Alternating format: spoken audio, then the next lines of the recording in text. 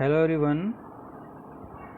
Today we are going to discuss about some important questions from the poem A Boy's Song. Now come to the question number 1. Why do all birds of the air belong to the poet? To answer, all the birds of the air belong to the poet because he doesn't set any snare to catch them. क्यों belong करते हैं poet से? क्योंकि उनके लिए वो कोई net नहीं सेट कर रहा है, वो उनको ट्रैप नहीं करना चाह रहा है. Birds flying freely make him happy. Okay, इसका मीनिंग तो आप समझ गए होंगे. और जो बर्ड्स फ्लाइंग फ्रीली, उनको देख करके जो फ्री बर्ड्स हैं जो स्काई में फ्लाई कर रहे हैं, उसको क्या लगता है? बहुत ही अच्छा लगता है. And he feels very happy. Question number 2. Find the word from the passage which means soaring. तो I have discussed this word before. तो soaring मीन्स फ्लाइंग. याद रखेंगे इस वर्ड को. soaring means flying. Now come to the question number 3, and that small shrub is called sloe. Okay, so the blue tit sits on a small shrub like sloe. Find word from the extract which means joy. जो poem का जो stanza है, उस extract में से आपको उस word को फाइंड करना है जिसका मीनिंग क्या है? जॉय. तो जॉय का मतलब आप समझे होंगे. Joy means delight. जॉय, प्रसन्न होना, डिलाइटेड होना. Question number 5. What does the poet do with the eagle? Important question है. तो कौन सी लाइन आपने पढ़ी इससे रिलेटेड? अगर आपको याद हो तो कौन सी लाइन थी? एंड सो सनवर्ड वे आई सोर ऑन द ईगल्स विंग. क्या करता है पोएट? तो the poet travels towards the sun sitting on the eagle's wing. ये पोएम में जो लाइन है, जो कोट है, वो अगर आपको याद रह जाएगा तो बहुत अच्छा है.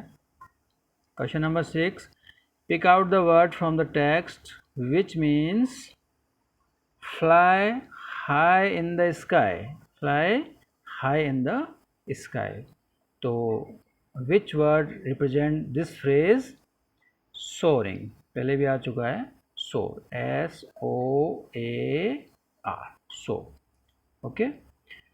Now question number 8. Summarize the poet's views as expressed in the poem A Boy's Song in your own words.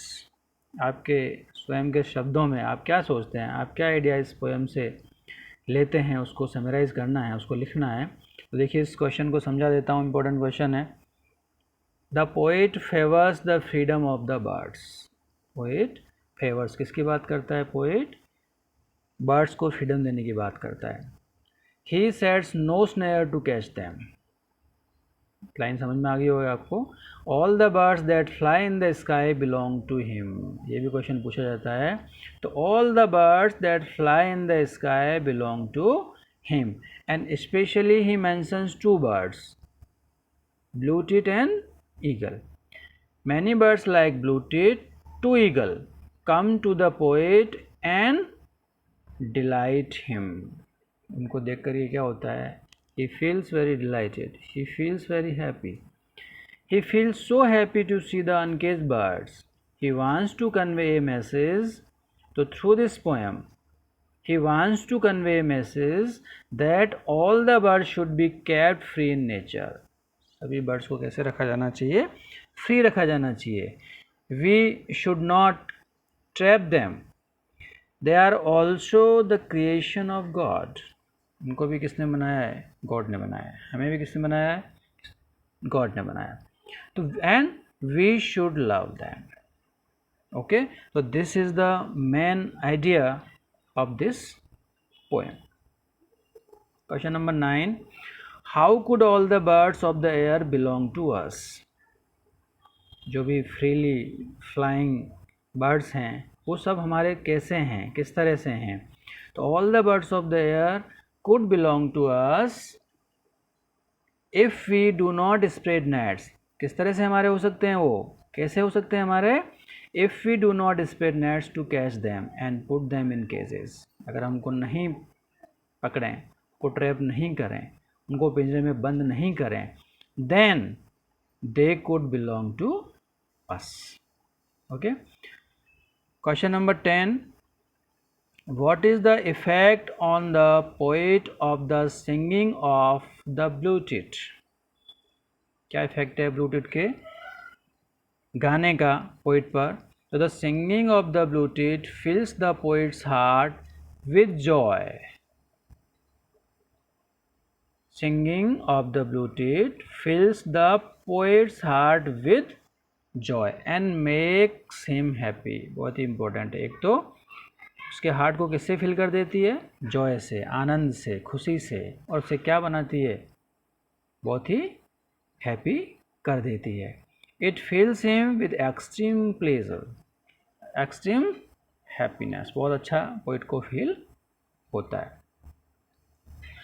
अब देखिए क्वेश्चन नंबर जो 11th है वो भी बोर्ड एग्जामिनेशन 2020 में पूछा गया है। तो देखिए किस टाइप से क्वेश्चन आया है। आपको एक स्टेंजा दिया है पोएम में से, स्टेंजा को आप पढ़ेंगे तो आपको पता चलेगा कि you have gone through this. From the blue tit on the sloe to the eagle on the height, uncage they come and go for my delight. अब इस एक्सटेट को देखे you will be asked questions, 2 questions. You will be asked 2 question, question number 16 and 17. तो देखिए question number 16, which birds does the poet mention in the extract? Which birds? So there are 2 birds. Which one? Which are blue tit and eagle. Okay. तो इसी extract को पढ़ करके आपको इन दोनों questions के आंसर देने हैं। Question number 17, how does the poet feel when he looks at birds flying uncaged? तो देखिए लास्ट वाली लाइंस अगर आप देखेंगे तो इसका आंसर आपको मिलेगा uncage they come and go for my delight. अब आपको ऐसे का ऐसा आंसर को प्रिंट नहीं कर देना है इसमें, है ना। You should write the answers in your own words. तो how does the poet feel, इसका आंसर हम कहाँ से स्टार्ट करेंगे? देखिए how does the poet feel, तो कहाँ से करेंगे? the poet, यहाँ से the poet feels very delighted।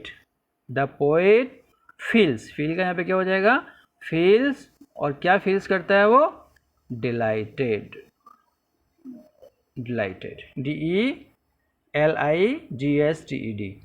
The poet feels delighted when he looks at birds flying uncaged। Okay, तो इस तरह से ये बोर्ड का पैटर्न रहता है। इसके अलावा भी 3 क्वेश्चन और पूछे जाते हैं, वो मैं आपको बोर्ड का पैटर्न समझाऊंगा बाद में जब बताऊंगा, क्योंकि रिसेंटली ये क्वेश्चन पूछे गए हैं इस पोएम में से, इसलिए मैंने आपको ये पैटर्न बताया है। तो आप इस एक्सटेट को पढ़ के देखें कि आपको क्वेश्चन के आंसर आते थे या फिर can you write the answers. Okay, question number 12, do birds belong to those who set snares to catch them और to those who leave them flying free? Question का मीनिंग क्या हुआ कि बर्ड्स जो हैं वो किससे बिलोंग करते हैं? उनसे जो उनको ट्रैप करते हैं, उनके लिए स्नैर सेट करते हैं, उनको पकड़ लेते हैं, या फिर किनसे? उनसे जो उनको फ्री छोड़ देते हैं, उनको अपनी फ्रीडम देते हैं। तो सिंपल सा आंसर है, यू कैन आंसर इट। तो birds belong to those who leave them flying free. किससे बिलोंग करेंगे? Who leave them flying free, who leave them flying free. They do not belong to those who set snares to catch them, वो उससे कभी belong नहीं करते जो उनको पकड़ने के लिए क्या करते हैं, जाल बिछाते हैं। ओके, इन क्वेश्चंस आंसर्स को आप पढ़ेंगे और कोई भी प्रॉब्लम होगी तो आप मेरे से पूछेंगे। ओके, बाकी हम नेक्स्ट क्लास में डिस्कस करेंगे। Thank you.